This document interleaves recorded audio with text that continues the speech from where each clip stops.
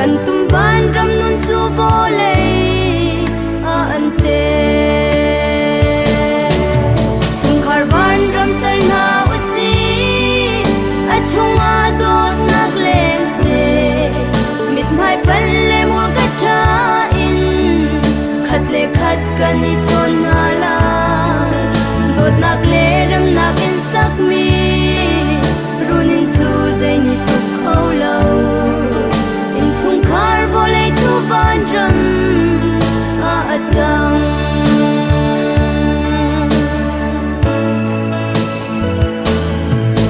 dot fa na kan ton chan ha le lung dong in kan chan ha khin sahar zon ro nak lung put he in hem hi sila ai na kan atha chung ril tiang adam ter dot nak tel lo nun chu zai san at lai lo chung khar ban ram sar na usi a chung a dot nak leng se mit mai pan le mur ka tha in khat le khat kan ni chon na la dot nak le ram nak in sak mi runin chu zai ni tu khau lo in chung khar vo le chu van ram a chang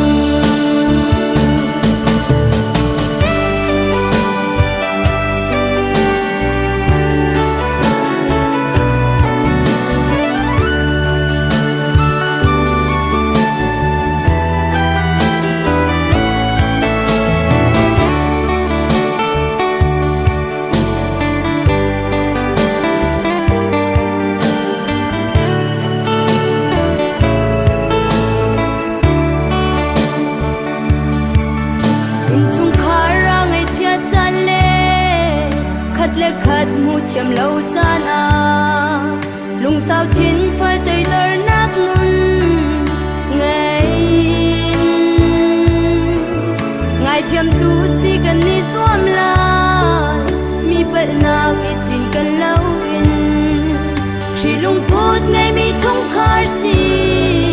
na u si chung khar ban ram sar na u si a chung a dot nak leng se mit mai pan le mur ka tha in khat le khat kan ni chon ma la dot nak le ram nak in sak mi runin chu zai ni tu khau lo in chung khar vo le chu van ram a chang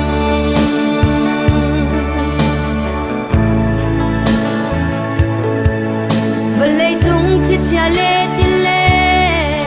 lucky kan I dor na brudin furo le thal ni laka kan phen tu jing le san tha du dim te in chon rol kan tum tri na brun in kusak mi le in hi van ram a chang se chung khar van ram sar na usi a chung a dot nak leng se mit mai pan le mur ka tha in khat le khat kan ni chon na